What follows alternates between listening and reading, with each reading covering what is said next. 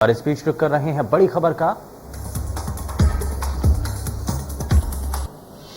दिल्ली से खबर, जहां कांग्रेस ने प्रत्याशी की घोषणा की है। इस वक्त की बड़ी खबर, पृथ्वीपुर सीट से प्रत्याशी की घोषणा कांग्रेस पार्टी के द्वारा कर दी गई है और नितेंद्र सिंह पृथ्वीपुर सीट से चुनाव लड़ेंगे। तो पृथ्वीपुर सीट से प्रत्याशी की घोषणा की जा चुकी है। नितेंद्र सिंह पृथ्वीपुर से प्रत्याशी होंगे कांग्रेस पार्टी के, और इसको लेकर के बड़ी जानकारी। पृथ्वीपुर सीट से नितेंद्र सिंह, जो कि अब कांग्रेस पार्टी की तरफ से मैदान में होंगे, इसको लेकर के बड़ी जानकारी। दिल्ली से स्पीच खबर, हालांकि इसको लेकर के पहले से ही ये कहा जा रहा था कि नाम पूरी तरीके से फाइनल है, सिर्फ आला कमान की तरफ से इस पर मोहर लगना बाकी है। और अब इस बीच ये बड़ी जानकारी मिल रही है कि पृथ्वीपुर सीट पर कांग्रेस पार्टी के जो प्रत्याशी होंगे वो नितेंद्र होंगे, यानी कि नितेंद्र का नाम फाइनल हो चुका है।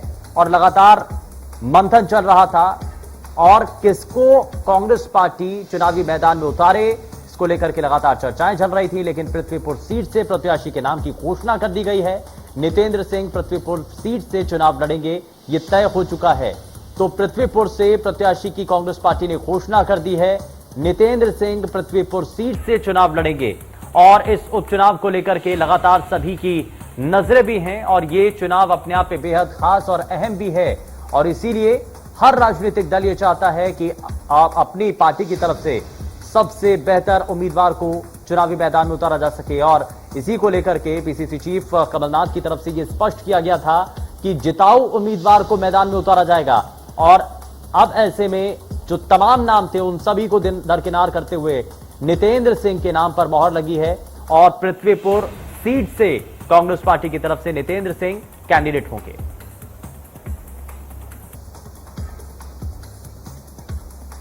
और हमारे साथ नितेंद्र सिंह जुड़ चुके हैं। नितेंद्र जी, सबसे पहले बहुत स्वागत है और बहुत सारी शुभकामनाएं, बहुत सारी बधाई आपको। लेकिन इस चुनाव को आप किस तरीके से देख रहे हैं? है और इसमें भारतीय जनता पार्टी की सरकार में महंगाई, भ्रष्टाचार हर तरीके से मचा हुआ है। तो निश्चित रूप से ये युवाओं के लिए और हमारे क्षेत्र के उद्धार के लिए, विकास के लिए, इस माध्यम के लिए मैं चुनाव लड़ रहा हूं। लेकिन इसमें सबसे बड़ी चुनौती आपके सामने क्या होगी? क्योंकि आप जो कह रहे हैं कि सरकार के द्वारा और खास करके केंद्र की सरकार की कई ऐसी पॉलिसीज, क्या आपको लगता है कि प्रदेश की जो खामियां हैं या कमियां जो हैं उसको आप बता पाएंगे, जनता तक पहुंचा पाएंगे? निश्चित रूप से उसको मैं बताने का पूरा प्रयास करूंगा। और जनता तो आज वैसे ही परेशान है। भारतीय जनता पार्टी की सरकार पहले 15 साल मध्य प्रदेश में रही और अभी लगभग 1.5 साल हो गए हैं। आज हर तरह से भ्रष्टाचार हर जगह मचा हुआ है। महंगाई, पेट्रोल हो, डीजल हो, रसोई गैस हो, खाने का तेल हो, हर चीज से त्राही त्राही है। बिजली से लोग परेशान है, बिजली महंगी है, बिजली मिल नहीं रही है, तो बहुत खराब हालत है। और निश्चित रूप से मेरा प्रयास होगा कि ये सब बातें जनता के बीच में लेकर जाऊं और जनता का आशीर्वाद मुझे मिले। नितेंद्र सिंह जी, मैं जल्दी से आपसे ये भी पूछना चाह रहा हूं कि पृथ्वीपुर सीट से लोगों के जुड़ाव का कौन सा ऐसा बड़ा मुद्दा है जिसको आप इस चुनाव के अंदर सबसे ज्यादा उठाएंगे, या फिर कौन कौन से ऐसे इशू हैं जिनको आप साधते हुए इस चुनावी मैदान में उतरेंगे? ये उपचुनाव वैसे तो होना ही नहीं थे। मेरे पूजनीय पिताजी जिन्होंने 40 वर्ष जनसेवा की और कांग्रेस पार्टी में रहकर कार्य किया, उनका कोरोना से निधन हुआ और निश्चित रूप से उसके बाद मुझे जिम्मेदारी मिली है। पार्टी के मेरे वरिष्ठ नेताओं ने जिम्मेदारी दी है। मेरा पूरा प्रयास होगा कि जो अधूरे काम मेरे पिताजी यहाँ इस क्षेत्र के लिए करना चाहते थे उनको पूरा करना है।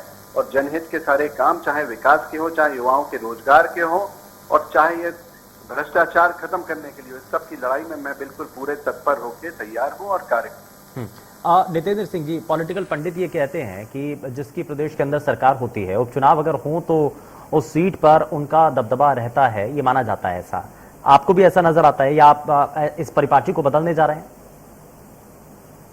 सरकार होती मैं मानता हूं, उनका दबदबा रहता है, प्रशासन के रूप में वो रहता है। लेकिन मेरा कहना ये, अगर ऐसा हो तो फिर तो विपक्ष का कभी विधायक कोई बने ही ना। हमारा कहना ये है कि आज सरकार जिनकी है उनसे सारे गरीब आम आदमी पूरी तरह से प्रताड़ित है, महंगाई से प्रताड़ित है, भ्रष्टाचार से प्रताड़ित है। और इसीलिए मुझे पूरी उम्मीद है कि जनता का आशीर्वाद मुझे मिलेगा और कांग्रेस पार्टी को मिलेगा। अक्सर विपक्षी खेमे की तरफ से बार बार ईवीएम को लेकर के सवाल उठाया जाता है। अब ये उपचुनाव है, क्या आपको लगता है कि ईवीएम पर एक बार फिर से सवाल उठना लाजमी है या सही है? आपको लगता है क्या? देखिए, ईवीएम के बारे में अभी मैं कुछ नहीं कह सकता हूँ, मेरा तो ये पहला चुनाव है, इसके बारे में मैं कुछ नहीं कह सकता हूँ। मेरा प्रयास इस वक्त ये है कि मेरे क्षेत्र की जनता जिसको परेशानी हुई है पिछले कुछ सालों में भारतीय जनता पार्टी की सरकार में, उस परेशानी को दूर करना और उनके लिए जो बेहतर से बेहतर हो सकता है मैं प्रयास कर रहा हूँ और मैं अपने क्षेत्र में घूम रहा हूँ। ठीक है, मैं एक बार फिर से जानना चाहूंगा सर, क्योंकि अब पृथ्वीपुर सीट के लोग भी ये जानना चाहते हैं कि अब आप चुनावी मैदान में उतर चुके हैं, तो सबसे बड़ा एजेंडा क्या होगा, सबसे बड़ा इशू क्या होगा, और साथ ही साथ अगर आप जीत करके आते हैं तो सबसे बड़ा काम क्या होगा? देखिए, सबसे बड़ा एजेंडा अगर आज की तारीख में है तो वो ये है कि भारतीय जनता पार्टी के शासन में जो महंगाई सबसे ज्यादा बड़ी है, जिसने गरीब आदमी की, आम आदमी की कमर तोड़ के रख दी है, ये महंगाई सबसे बड़ा मुद्दा है जिसने आम जनता का जीना मुश्किल कर दिया है। और भ्रष्टाचार, चाहे वो आवास हो चाहे राशन हो, हर चीज में बिना भ्रष्टाचार के उनको उसका लाभ नहीं मिल रहा है। और सबसे बड़ा एजेंडा अगर मैं जीत के आता हूं तो निश्चित रूप से मुझे प्लान जो करना है और काम करना है वो युवाओं के रोजगार के लिए पर्यटन पे कोशिश करनी है कि पर्यटन को बढ़ावा मिले और युवाओं को रोजगार मिले। और उसके साथ साथ ये जो तमाम जो नीतियां जो चल रही हैं, तमाम जो योजनाएं हैं, उनका लाभ सरकार को बिना भ्रष्टाचार के मिले। ये जो भ्रष्टाचार है इस पर नियंत्रण हो। ठीक है सर, बहुत शुक्रिया अपना कीमती समय देने के लिए। और उपचुनाव का बिगुल क्योंकि बज चुका है और ऐसे में कांग्रेस पार्टी की तरफ से अपने प्रत्याशी की घोषणा कर दी है, नितेंद्र सिंह, जिनको पृथ्वीपुर सीट से कांग्रेस पार्टी ने चुनावी मैदान में उतारा है और हमारे साथ फोनलाइन के जरिए जुड़े। उन्होंने बताया कि उनका एजेंडा स्पष्ट है, साफ है। भ्रष्टाचार को लेकर के वो बार बार जो प्रदेश की सरकार की जो पॉलिसीज हैं उनको जनता के बीच तक रखेंगे, क्या कमियां रही हैं सरकार की वो बताएंगे, और जिससे सीधे सीधे जनता का जुड़ाव रहता है, जिससे जो जनता प्रभावित होती है वो है आम जो चीजें होती हैं, यानी कि महंगाई का सबसे बड़ा आज जो प्रभाव है आम लोगों के ऊपर पड़ता हुआ नजर आ रहा है। और इसीलिए ये जो इशू है ये इस उपचुनाव के अंदर भी नजर आएगा। नितेंद्र सिंह ने ये कहा कि महंगाई ही सबसे बड़ा मुद्दा होगा और आने वाले समय में अगर जनता उनको चुनकर के भेजती है तो ऐसे में वो पूरी तरीके से इन सभी चीजों को व्यवस्थित करेंगे, महंगाई को कम करने की कोशिश करेंगे और पारदर्शी तरीके से लोगों के काम हो पाए ये सुनिश्चित करेंगे। सुमित दुबे हमारे संवाददाता जुड़ चुके हैं। सुमित, क्या अभी तक इस पर जानकारी है? और तमाम अन्य नाम भी चल रहे थे और भी बहुत सारे नाम है जो कि एक लंबी फेरिस्त थी, लेकिन ये बड़ा मुश्किल है चुनना। नितेंद्र सिंह का नाम फाइनल? बिल्कुल, नितेंद्र सिंह का नाम फाइनल हुआ। और इस तरीके के जब चुनाव होते हैं, बाई इलेक्शन होते हैं, उसमें बेसिकली जो प्रदेश कांग्रेस कमेटी होती है उसकी तरफ से जो रिकमेंडेशन जाती है, जैसे पीसीसी चीफ कमलनाथ है तो उनकी तरफ से रिकमेंडेशन जो जाती है उस पर ही अमूमन पार्टी हाईकमान मोहर लगाती है। क्योंकि कोई भी कैंडिडेचर होता है वो कैंडिडेचर वो डिसाइड करती है पार्टी की जो संसदीय चुनावी समिति होती है, जिसकी अध्यक्ष कांग्रेस पार्टी के प्रेसिडेंट होते हैं जो कि सोनिया गांधी है, तो वहां से फाइनल किया जाता है। तो ये जो नाम आपने बताया नितेंद्र सिंह का नाम जो आया है यहाँ पर, तो देखिए दरअसल उपचुनाव के मायने कुछ ज्यादा नहीं होते हैं। उपचुनाव ये ऐसा उपचुनाव है जिससे कुछ सरकार का रहना या जाना डिसाइड नहीं होगा। हालांकि जो पिछले उपचुनाव हुए थे मध्य प्रदेश में, जो कि ज्योतिरादित्य सिंधिया के जो समर्थक विधायकों ने जो इस्तीफे दिए थे इसके बाद, वो काफी अहम थे। लेकिन ये चुनाव है, ये पैमाना होते हैं सरकार के खिलाफ अगर माहौल है या कामकाज के खिलाफ जनता का मूड कहता है, तो छोटा सा सैंपल होता है किसी भी स्टेट में जो उपचुनाव होता है। इससे सरकार के आने या जाने का, रहने का कोई फर्क नहीं पड़ेगा। लेकिन अगर इसमें नितेंद्र सिंह अगर जीत जाते हैं, जो कांग्रेस के कैंडिडेट बने हैं, तो निश्चित तौर पर इससे मध्य प्रदेश के मतदाताओं के मूड का एक आकलन जरूर लगेगा। पीसीसी चीफ की तरफ से भी एक स्टेटमेंट दिया गया था और उसमें कहा गया था कि हम ऐसे कैंडिडेट्स को मैदान में उतारेंगे जो जिताऊ उम्मीदवार हो। तो ये जो फैक्टर है क्या वो नजर आ सकता है? और अभी हम नितेंद्र सिंह हमारे साथ इंडिया न्यूज के साथ जुड़े और उन्होंने कहा कि इस बार के उपचुनाव के अंदर सबसे बड़ा जो इशू होगा उनकी तरफ से, जो जिसको वो जनता के बीच में रखेंगे, वो है महंगाई। महंगाई को लेकर के वो जनता के बीच में जाएंगे, सरकार के उन कामों को लेकर के उजागर करेंगे जो कि जिसकी वजह से महंगाई बढ़ी है, केंद्र की सरकार की खामियों को और कमियों को बताएंगे वो। बिल्कुल, क्योंकि देखिए महंगाई एक इशू ऐसा है जो न सिर्फ मध्य प्रदेश के लिए या नितिन जी की जो कॉन्स्टिट्यूंसी जहाँ से वो चुनाव लड़ रहे हैं और वहां के लिए या फिर पूरे देश के लिए एक मसला बना हुआ है महंगाई का। आप लगातार देख रहे हैं कि लगातार पेट्रोल के, डीजल के, एलपीजी सिलेंडर के, इनके रेट्स लगातार बढ़ रहे हैं, जिसके सापेक्ष में जिनके चलते बाकी चीजों में महंगाई बढ़ रही है। तो जैसा मैंने पहले कहा कि ये एक पैमाना रहता है कि अगर नितिन जनता को ये कन्विंस करने में कामयाब होते हैं कि केंद्र सरकार या राज्य सरकार दोनों ही जगह भारतीय जनता पार्टी की सरकार है, ये इस महंगाई के लिए जिम्मेदार है और ये मसला, ये मुद्दा अगर जनता को कन्विंस करने में कामयाब रहते हैं और इस मसले पर वो वोट निकालने में कामयाब रहकर जीत हासिल कर पाते हैं, तो निश्चित रूप से ये एक पैमाना होगा इस चीज का कि मध्य प्रदेश की जनता क्या सोच रही है।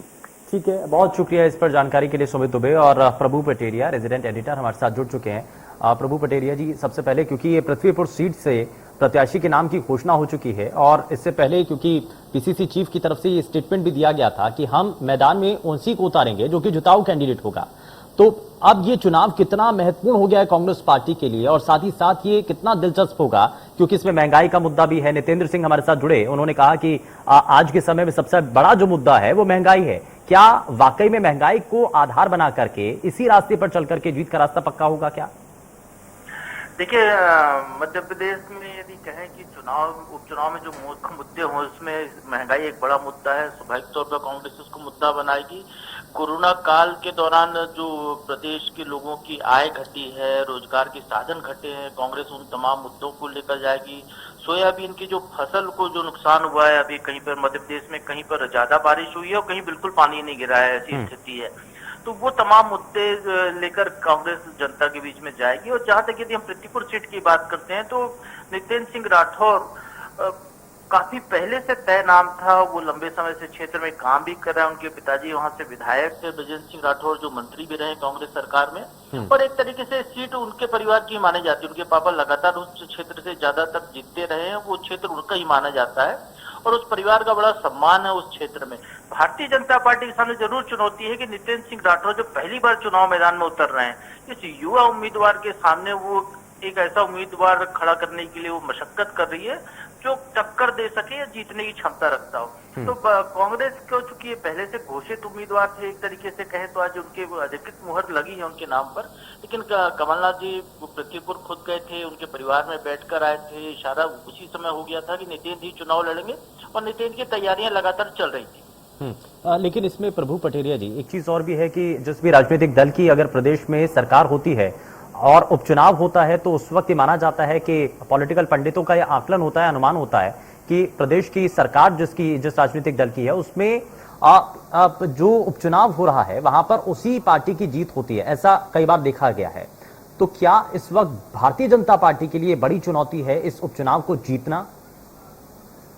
देखिए, भारतीय जनता पार्टी के लिए स्वाभाविक तौर पर ये बड़ी चुनौती उपचुनाव जीतना और कांग्रेस के लिए भी ये चुनौती है। यदि उपचुनाव में नतीजे कांग्रेस के पक्ष में नहीं आते हैं तो कांग्रेस के अंदर भी बदलाव की मांग उठ सकती है।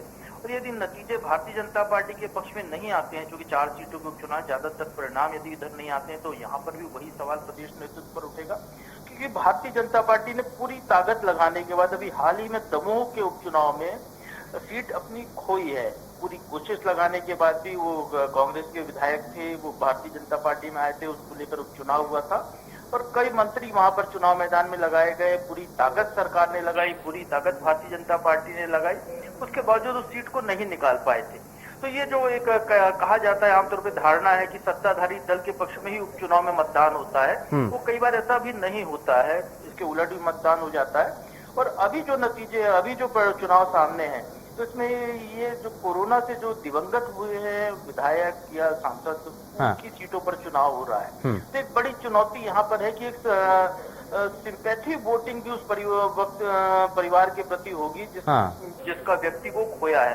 तो एक बड़ा फैक्टर है जिसकी काट करनी होगी भारतीय जनता पार्टी को भी। यहाँ पर यदि हम पृथ्वीपुर की बात करते हैं तो वो चुनौती का मुकाबला भाजपा के पास करने के लिए कोई अभी हथियार दिखाई नहीं दे रहा है। बिल्कुल, ये सिंपैथी वोट जो मिलेगी इसकी काट ढूंढना भारतीय जनता पार्टी के प्रत्याशी के लिए बड़ी चुनौती होगी। खैर, बहुत शुक्रिया प्रभु पटेरिया जी, आप जुड़े हमारे साथ।